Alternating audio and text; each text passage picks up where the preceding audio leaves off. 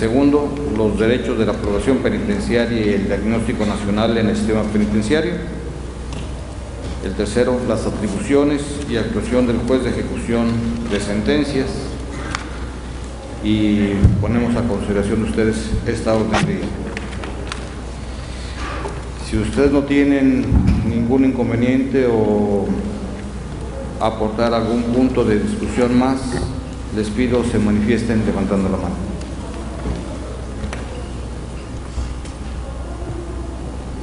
Está aprobado por unanimidad, señor presidente.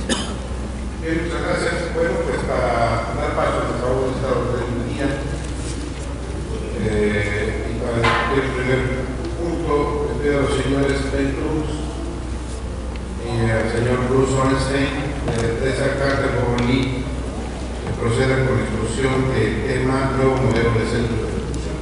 Por favor, señor Bruce y Ornstein.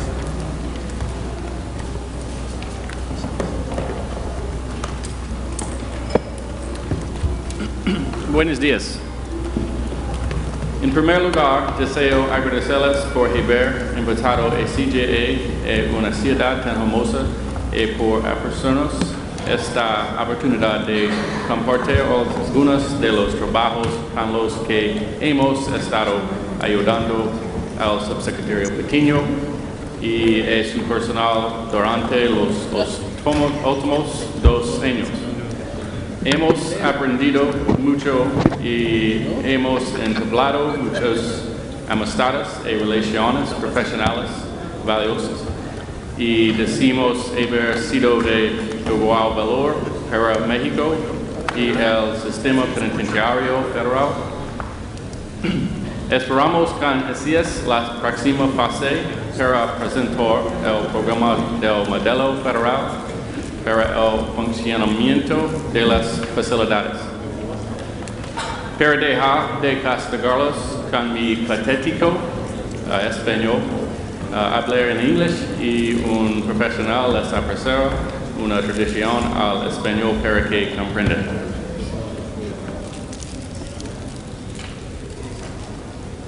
Again, good morning, and thank you for having CGA or CGL here to participate in your conference.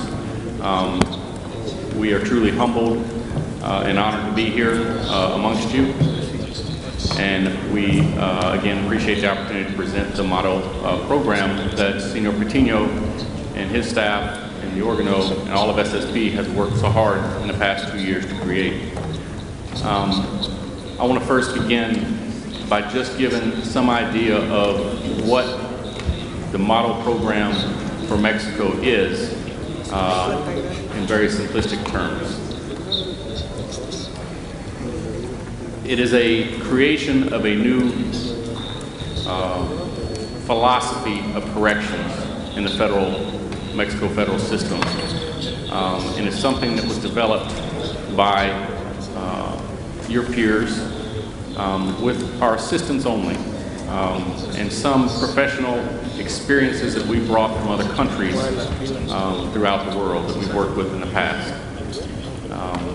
In the American system and in many other foreign countries, a new attitude has come about in dealing with the penitentiary systems in order to not only lessen the burden of expense and the cost to taxpayers and the citizens, but to also make a difference in the rehabilitation of the offenders so that we don't continue to incarcerate individuals over and over and over again, and therefore again affecting us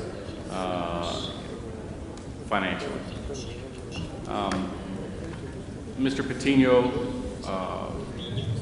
presented us with some ideas and some philosophies of his own and his staff and where they wanted to go with the system, what they wanted to create, and we assisted by giving them some avenues and some options to get to that point. I'm not sure if the slideshow is up, but I have a presentation I'm going to go through very quickly. And my colleague, Bruce Ornstein, will also present some technology advances that we're implementing and working on inside of the penitentiary system. Si tienen la presentación, por favor, ¿quién está dando eso?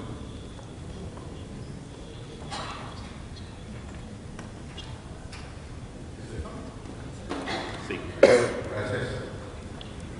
And you can go to the next slide, please. Our challenge was to modernize the penitentiary system quickly by using existing facilities and creating, at the same time, new infrastructure, and then developing the long-term expansion capacity. It was identified that the federal system was short on bed capacity, and that the states were taking on a lot of the burden from the federal system.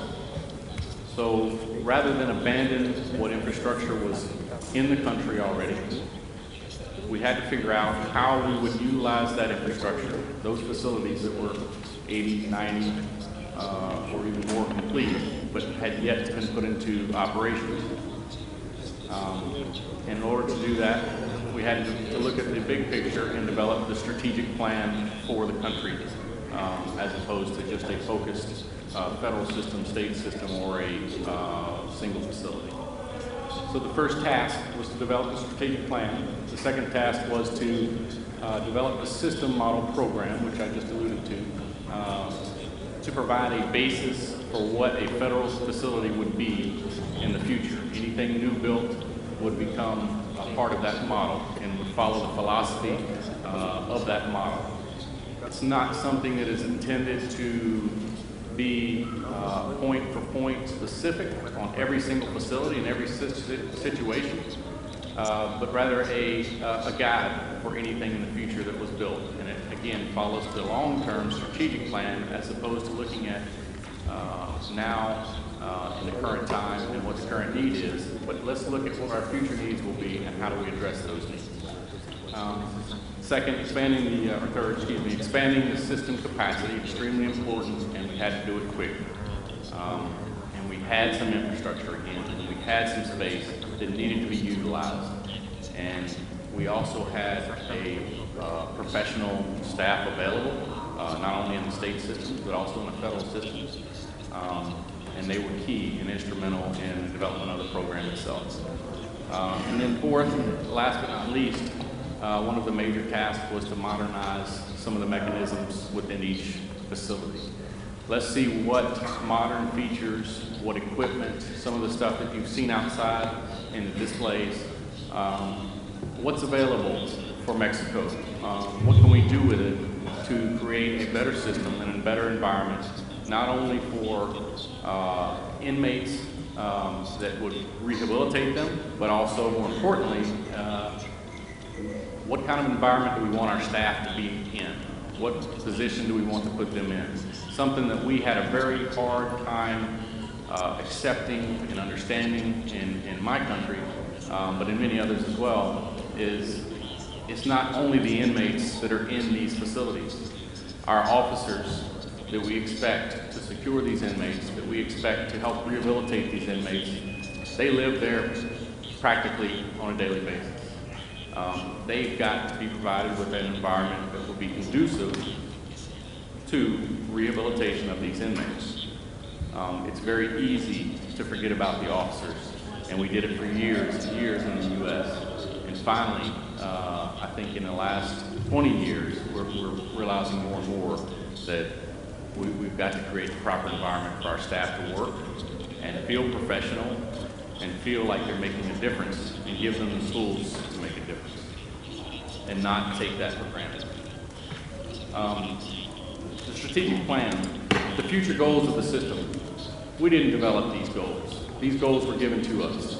Mr. Patino and his staff presented us with where they wanted to go, what direction we wanted to go with the system. I admire Mr. Patino and his staff for their ambition. They're taking huge leaps forward in the development of the Mexico federal system. I've never seen anything like it personally in all my experience, to take this large of a step forward. And I think it's very admirable on their part to take this on. It's a daunting task. Again, determine future needs for bed space infrastructure, determine future capital operating expense. The model program, we found in our experience in working within the United States and outside of the United States that one of the major issues with any entity of corrections is being able to clearly define a future cost of a system. You've got to be able to budget for it, you have to anticipate it, and how do you do that? The best way to do that, in our opinion, is to develop a model program that you're going to follow. This program allows you to figure on operational expense, infrastructure expense, well in advance of the need. So you can anticipate that, you can inform the government and the taxpayer of what that expense may be in the future, and it also allows for you to determine if you need to adjust your approach to corrections or to implement new programs as opposed to incarceration. What would be more efficient and less expensive, and what would help the system itself rather than continually incarcerating without any other options or opportunities. So it's kind of a rule or a gauge for you to utilize for future planning. And then ultimately to develop a strategic plan with those options. Secondly, we established the model program. We worked for numerous hours, days, weeks, months, and in years even, developing this program. This was not something, again, that CGL or any other company came in and did. This was a collaborative effort led by Mr. Patino in developing this program and getting to the focus point of what the future needs and future desires of Mexico would be.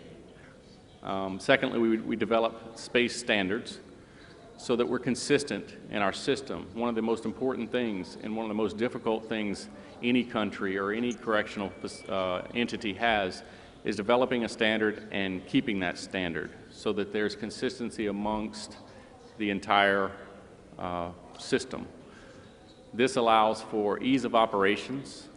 It allows for staff to be moved between facilities and easily pick up the operations and understand how things are going, as opposed to everyone working autonomously and not understanding what the guy next door, so to speak, is doing in their penitentiary. It allows for every facility to learn from other facilities' mistakes, which is extremely important in any correctional system. We have to learn from the mistakes that are made in the past so that we can avoid them as much as possible in the future. So a consistent system and a consistent operation amongst the entire system is extremely beneficial in providing those training tools and that insight to avoid major problems in the future. And then third, finally on the space program, we applied the standard to the need. What do we need for support services? It's not just a matter of putting the beds in the correction facilities. It's a matter of providing the support services, food service, medical, inmate program, education programs, work programs, very important in Mexico, industries programs, manufacturing, if that's the desire of the facilities in the system. But let's keep it consistent and let's keep it working together, whereas one facility may benefit or may start a industrial process and a second facility may continue that process and a third may continue it and finally a product is produced.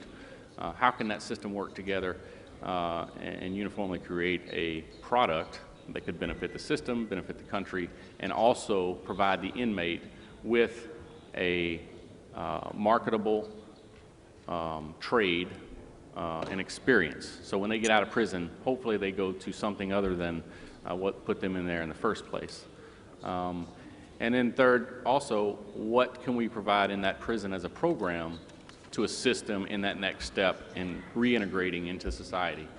At least 95 to 99% of inmates who are incarcerated will walk away from that facility at some point. They're not sentenced to life terms. So we can't ignore And we've learned the hard way that you can't ignore these inmates and then let them out in so many years because they don't know anything else. And we created in the United States a university of crime, so to speak, in prisons and many other countries. And I think now many, as Mr. Patino, are seeing that and saying, we got to stop that ugly process. We've got to create something that's going to benefit society as a whole. And part of that is teaching a trade, educating inmates, and giving them some other opportunities when they get out. I talked a little bit about where we started with this and how we got to where we are now. Obviously, human rights of all people is a key factor in how we develop the program. The dignity and worth of individuals, as I discussed, you've got to create some kind of confidence that they can go out and they can get a job and they can be productive in society and they can abide by the rules and regulations and the laws of the country. Fairness and equality under and before the law. Fairness in a prison is a difficult thing to imagine sometimes, but our officers have to treat our inmates fairly, strictly. They need to abide by the rules and the regulations that are set forth in the operations, but it has to be fair. We can't give an individual one regulation and change it the next day and expect them to follow and abide by our regulations, because if it's constantly changing and it's a moving target, we're setting them up for failure. So we needed to define the fairness in accordance with the Mexican law and traditions and the customs and how we treat individuals in general. And then managing prisoners honestly, with openness and with integrity. That was a key factor that they obviously insisted upon, and a key factor in any program to be a success. Once we developed the space standards, and how we arrived at those space standards was not by my guidance necessarily specifically, but we use the norms of other countries, the international standards that have already been developed and tested through the UN and other sources. Developed hopefully some national space standards for Mexico that may one day become a Mexican national standard across the board. Again, human rights requirements, labor requirements, and then the user and the operational requirements. How do you want to operate these facilities? You tell us. Let us see what we can come up with to help you develop that operational aspect of your facilities. They're going to differ from country to country and custom to custom and so forth, and we need to know how that operation needs to take place so that we can adapt and create the model program for that.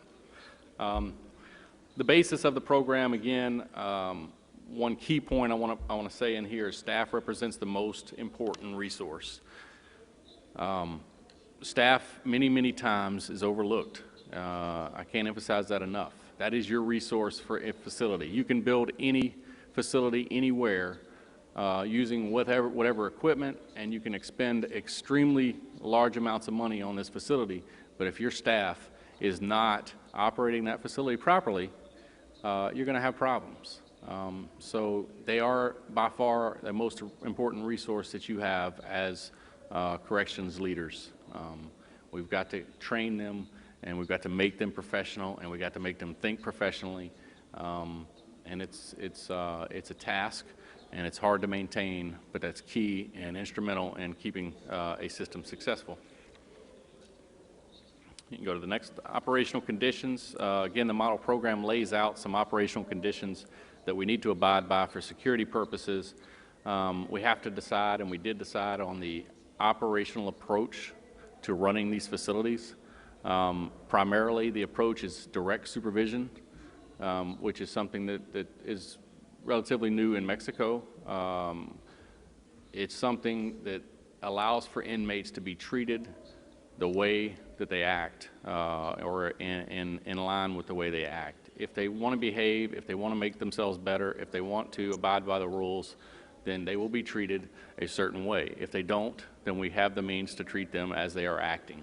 What we found and experienced, and I'm a former operator of a facility, is that it works extremely well, but it's a task and a step that is hard to take initially. But once you do, you see the benefits of that. Inmates change, their way of thinking changes, their acceptance of the rules and regulations is more cooperative, and again, it makes it a safer place for my officers, it makes it a safer place for the inmates, and it makes for less destruction of our facilities.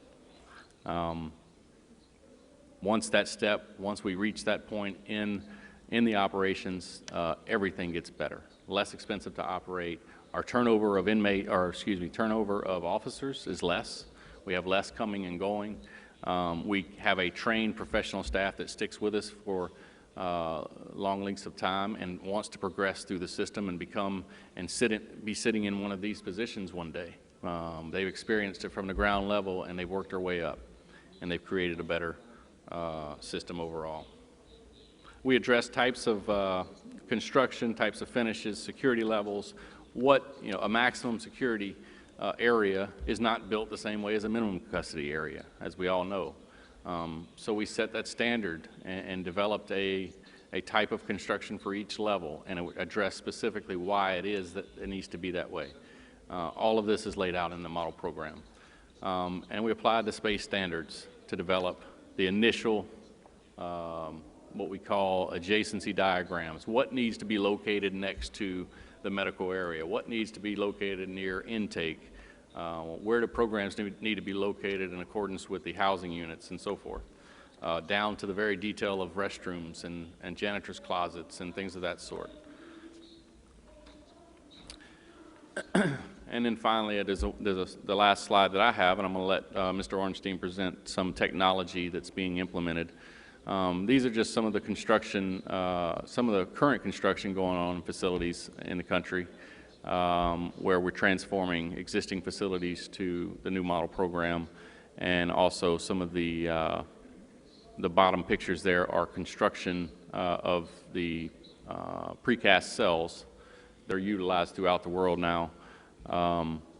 Concrete cells that can be actually manufactured, poured in another place, which I know a lot of you have experienced and have dealt with and even have facilities like that now. But these allow for very quick but very, very secure facilities to be built. And so this is just some of the examples of what's going on right now around the country in Mexico. And with that, I'd like to pass it on to Mr. Ornstein, and just to point out a few of the technological advances that are taking place currently.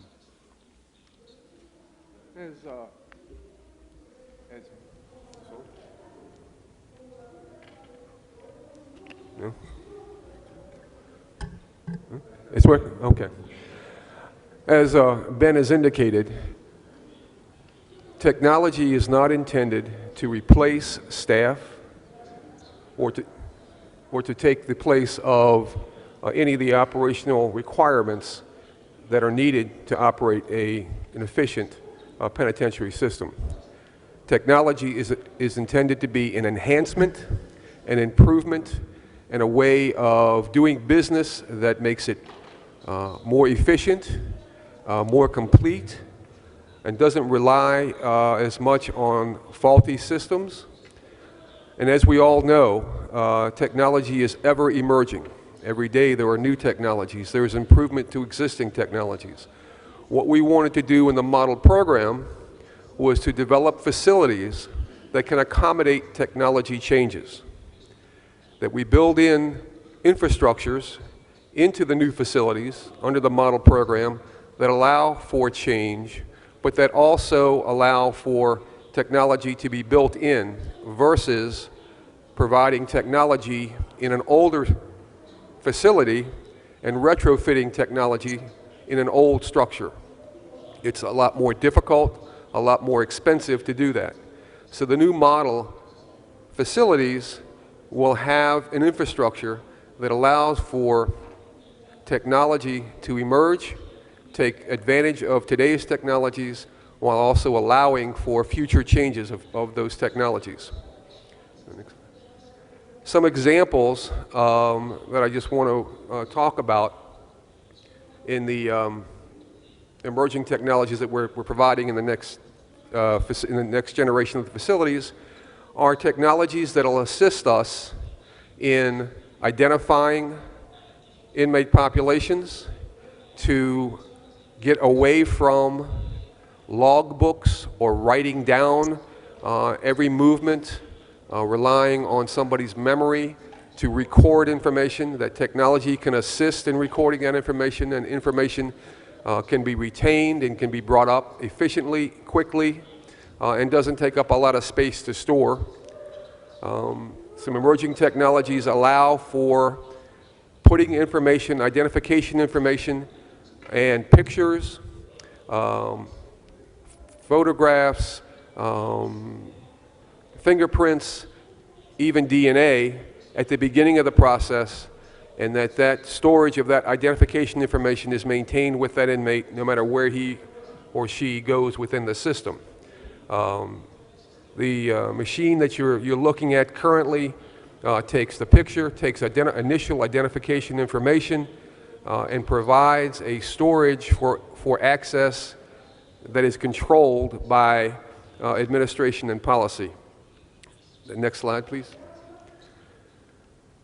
Some of the technology that we're seeing and we're using is we take that information that is generated by the computer and putting it essentially on a wristband on the inmate, so that at any time, no matter where that individual is, we can match that information on his wristband to the individual.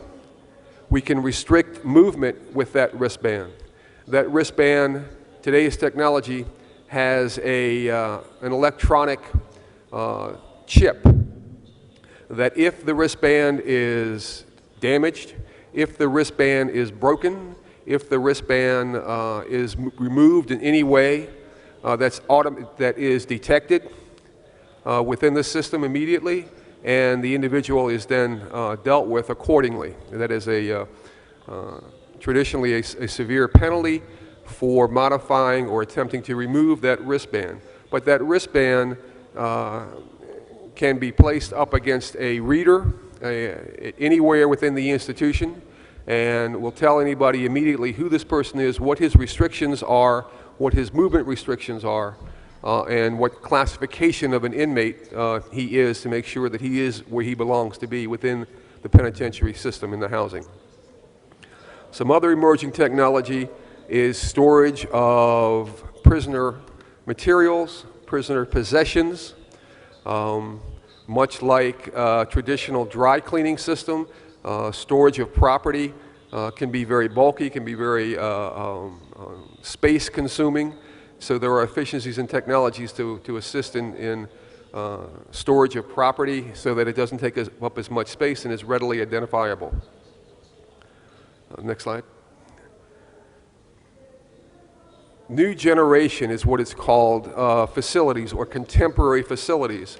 This picture is a maximum security contemporary facility housing unit that some population are maintained within barriers, and some populations are also allowed out into the day room without the barriers. So we've got a controlled environment that is controlled by the officer within that unit at the desk area where the officer is housed, controls each one of those cells. However, the officer in the housing unit does not control the exit out of the housing unit. The officer in technology can allow a check and balance system so that not one staff person has either the authority, the key, or the mechanism to allow movement outside of the housing unit. Every movement is double checked in technology. We are able to, in the housing unit, maybe open one door but not two. The technology allows for a check and balance in movement within the housing unit, out of the housing unit, wherever through the facility, so that one person does not control all the movement that is required to exit the facility to the perimeter. The desk unit in the bottom right-hand corner of this picture is the officer station that is stationed within that housing unit. the inmates, that control panel controls only the doors into the individual cells. There is, in order to go into the housing unit, traditionally there is what's called a sally port, a two-door system. The outer door from the corridor into the housing unit is traditionally controlled by a central control. And then the second door into the physical presence of the housing unit is generally controlled by the officer in that station. So that if that officer is taken over, and if that control station is manned by inmates, they do not have the access to get out of that housing unit. So there's no advantage for the inmate to take over that control station because there's a check and balance. They cannot go out of the housing unit. That's controlled by another central control function. The housing units can be closed immediately. Also in this contemporary facility, recreation in a limited way is right at the housing unit. So we can reduce movement. And the concept is to reduce movement and bring services to the housing unit rather than bring the inmate and move the inmate to services. So this reduces movement throughout the facility and controls movement so that it is restricted and it is only necessary movement which enhances staff efficiency and control. An important technology that is being incorporated in all the new facilities under the model program and also retrofitting existing facilities that are in existence is what's called video visitation. What this allows is that within the housing unit an individual is housed, he can visit his family through a video system. And he does not have to be moved to visitation. Also, the advantage for the family is that the public side, where the public gets access to the visitation, doesn't necessarily have to be co-located at the facility. It can be